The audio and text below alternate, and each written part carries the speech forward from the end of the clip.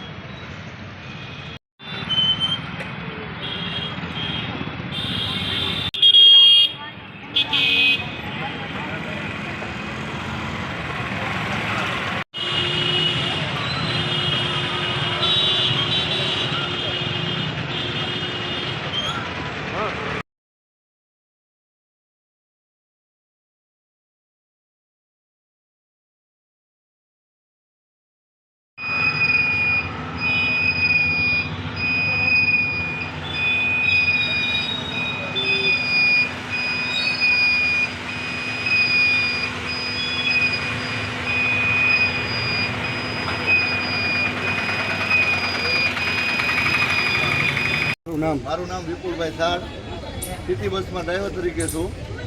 અત્યારે ભાઈ કુલદીપભાઈ ડ્રાઈવર ગાડી લઈને અજેવાડા ડેપોથી આવતા રૂપમ ચોક પાસે કોઈ અજાણ્યા શખ્સે છરી મારી છે. તો આમાં બધા ડ્રાઈવર ભાઈઓનું કહેવાનું એવું થાય છે કે આનો કોઈ નિર્ણય ન લેવાય અને આજે છરી મારી છે. કોઈ હારે બીજા વ્યક્તિ હોય, કંડક્ટર હોય, સાથે હોય, કાંઈ બીજો પ્રોબ્લેમ થાય તો એના માટે જવાબદાર કોણ રહેશે? આટલી અમારી હાજરી છે. તમે